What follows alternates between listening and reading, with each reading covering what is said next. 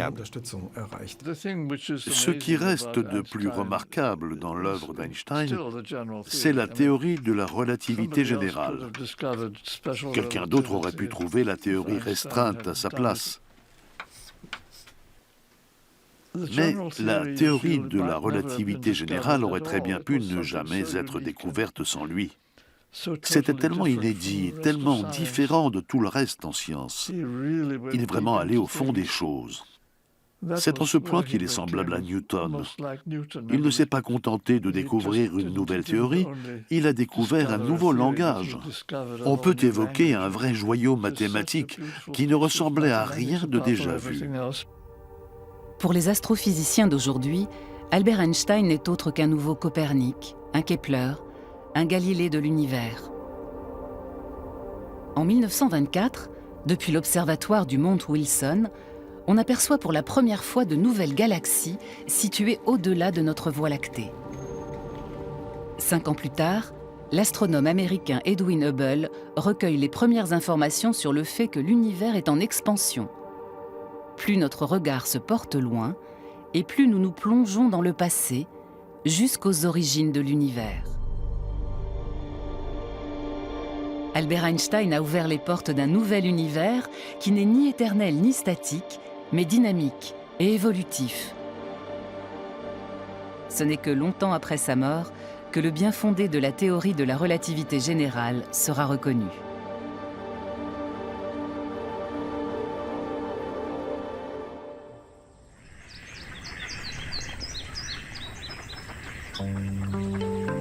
Dès sa jeunesse, Albert Einstein est en quête du grand principe universel susceptible de révéler la beauté et l'harmonie de la nature. Il est convaincu que la plus grande simplicité mathématique y est réalisée.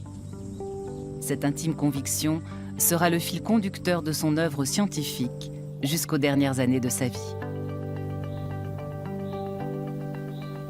Il remet tout en cause, quitte à bousculer les principes indéboulonnables d'un savoir communément admis de longue date.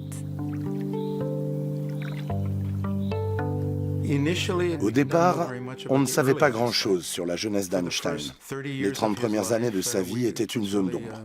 C'est un pas important qui a été franchi en se rendant en Suisse pour en savoir plus sur cette période de sa vie.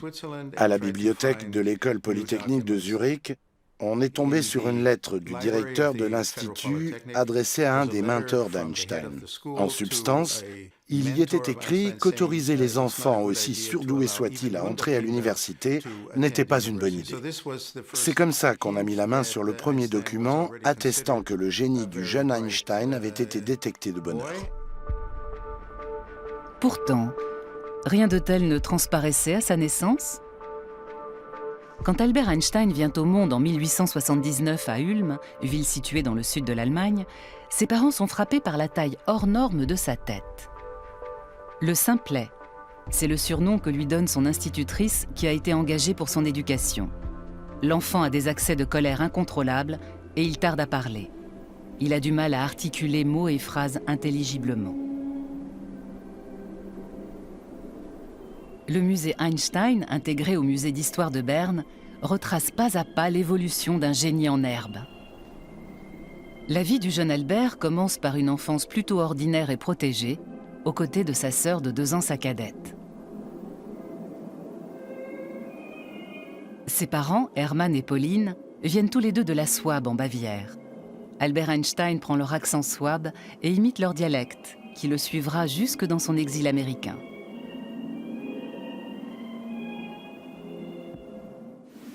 Son père vient de Buchau, sur le lac Feder.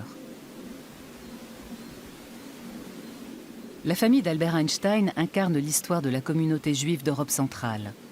Ses grands-parents sont déjà assimilés dans la société allemande. Ils misent sur un enseignement laïque. Avoir une éducation solide et faire ses preuves sur le plan scientifique représente pour eux la voie royale vers la réussite et l'émancipation. Pour Einstein et l'Allemagne, cela symbolise toute l'ambivalence, la puissance, la passion et l'horreur des relations entre les Juifs et l'Allemagne. Cette espèce d'amour-haine qui a été portée au plus haut, tant dans l'amour, dans la splendeur, dans la magnificence, dans la créativité, dans cet esprit, en réalité allemand, qu'avaient si bien saisi les Juifs, et par ailleurs qui a atteint des sommets, évidemment, dans l'horreur pour eux-mêmes. Albert est un enfant éveillé et curieux. Stimulé par son oncle et son père, qui ont une petite entreprise d'appareillage électrique, il se passionne pour les sciences en général et les mathématiques en particulier. Il dévore tous les ouvrages sur les soulèvements populaires qui lui tombent sous la main et cultive dès son plus jeune âge une haine farouche de la force militaire. Il est allé à l'école du Second Reich et très tôt, il va détester l'autorité, et l'autorité telle qu'elle est pratiquée en Allemagne. Et il y a cette chose tout à fait exceptionnelle, qu'à l'âge de 16 ans, Einstein va refuser et va rejeter sa nationalité allemande, va rendre son passeport pour être apatride, à la fin du 19e siècle. Mais il a cette opposition, une forme de haine de ce qu'est en train de devenir l'Allemagne, de cet autoritarisme qui tient en germe l'Allemagne du 1914, à 16 ans, avoir cette capacité de dire « je rends mon passeport », alors que les siens ont mis tant d'années à l'acquérir. Ses parents étaient partis s'installer à Pavie, en Italie. Albert avait laissé tomber le lycée pour les accompagner, à leur grand regret. Ensuite, il a décrété qu'il allait passer le concours d'entrée à l'école polytechnique de Zurich. Il est parti, mais s'est fait recaler à l'examen. Il était très sûr de lui, mais ça ne suffisait pas pour intégrer cette école sans diplôme d'études secondaires. Voilà comment il est arrivé à Aarau. Un changement de cadre qui va lui porter chance. Au pays de l'horlogerie, le jeune homme de 16 ans, fasciné par la nature de la lumière, se pose une drôle de question qui va décider de son avenir. Que se passerait-il si j'essayais de rattraper un rayon de lumière et que je finisse par le rattraper ?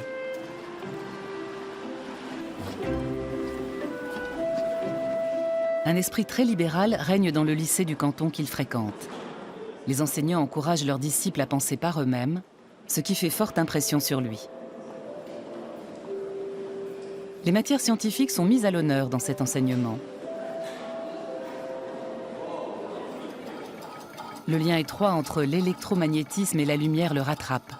Le jeune Albert Einstein se retrouve dans son élément grâce à l'expérience acquise au sein de l'entreprise familiale.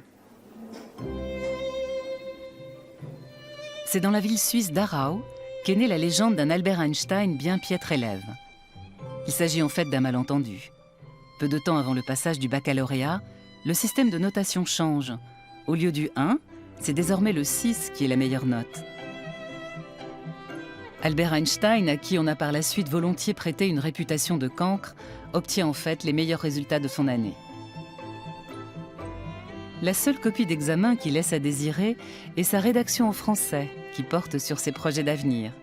Le devoir est truffé de fautes de grammaire et d'orthographe. Si j'ai la chance de réussir aux examens, j'irai à l'école polytechnique à Zurich. À l'école polytechnique. Albert Einstein se voit déjà professeur de physique théorique dans cet établissement. Une fonction en accord avec ses goûts personnels et son manque d'esprit pratique. Et ensuite, vous donnez votre version. D'accord ? Qui aurait commencé ?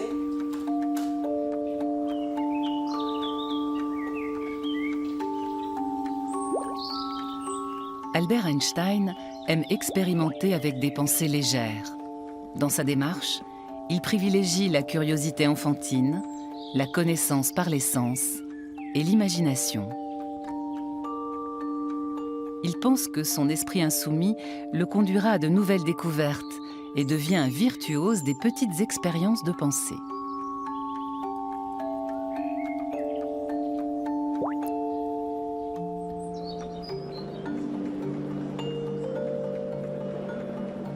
Les professeurs de l'école polytechnique ont affaire à un étudiant frondeur pour qui l'autorité inepte est l'ennemi numéro 1 de la vérité. En outre, c'est une forte tête. L'université ne propose pas de cours magistral sur la nouvelle théorie de la lumière ? Qu'à cela ne tienne, Albert travaille seul à la maison, dans sa bulle. Il étudie en particulier l'électrodynamique de Maxwell ou les travaux très avant-gardistes d'Ernst Mach. Albert Einstein rencontre son grand amour sur les bancs de l'université. Comme toutes les villes de cette époque, Zurich était une ville en pleine mutation, très fière de sa modernité et de ses deux établissements d'enseignement supérieur, l'école polytechnique et l'université. C'est aussi à Zurich qu'on trouvait beaucoup d'étudiantes russes. Les Suissesses n'étaient pas encore acceptées à l'université, mais les étrangères, oui. Là, il fait la connaissance de Mileva Maric, qui est la seule femme à suivre les mêmes cours que lui. Cette Serbe d'origine austro-hongroise qui étudie la physique lui plaît énormément et ils tombent tous les deux amoureux l'un de l'autre. À la lecture des lettres qu'il lui a adressées, on se rend compte qu'il ressent un amour profond et sincère pour elle. Mileva était plus mûre que lui. Elle avait 3 ans de plus et elle lui a donné la confiance en lui-même qu'il n'avait pas forcément au départ. Ils sont tous les deux physiciens. Ils empruntent des ouvrages à la bibliothèque et prennent un plaisir fou à découvrir la physique ensemble. Mais en même temps, ils font des excursions, partent en balade en bateau sur le lac de Zurich et calfeutrent leur univers avec l'amour et la physique.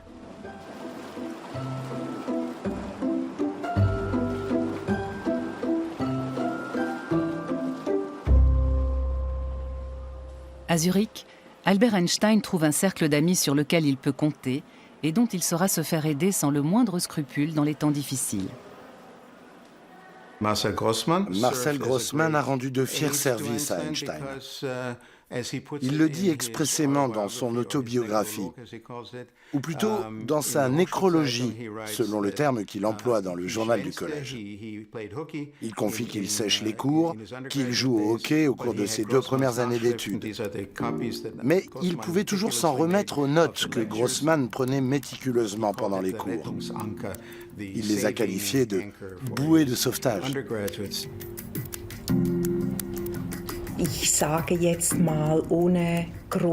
Je serais tentée de le formuler ainsi.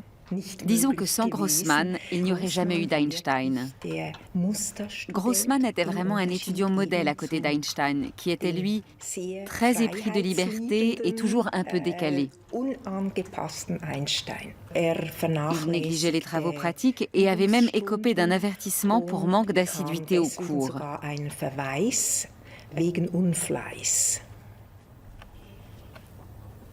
Albert Einstein décroche son diplôme de fin d'études de justesse. Quant à Mileva, elle échoue aux 2 sessions. Une grossesse imprévue met un terme définitif à ses études. Ils ne s'encombraient pas de conventions morales. Elle tombe enceinte, ils ont des relations sexuelles avant le mariage, eux qui sont tous les deux issus de milieux petits bourgeois bien pensants. Si l'on en juge par l'échange de lettres très fournis entre eux, c'est une année ardue qui s'annonce pour les 2 jouvenceaux sans ressources. Albert Einstein finit par obtenir la nationalité suisse, mais il se considère comme un génie dédaigné, comme un raté incapable de décrocher un poste d'assistant à l'université. Il accepte à contre-cœur une place de précepteur mal rémunéré à Winterthur et Schaffhouse, 2 petites villes suisses. C'est en Serbie, dans la ville de Novi Sad et bien loin d'Albert, que Mileva met au monde leur petite fille, Liesl. Est-elle morte peu après sa naissance? A-t-elle été adoptée? Cet épisode de la vie d'Albert Einstein reste nimbé de mystère. Toujours est-il que le nom de Liesl n'a plus jamais été mentionné après 1903. Les lettres calomnieuses à ce sujet ont été scrupuleusement gardées secrètes par les exécuteurs testamentaires.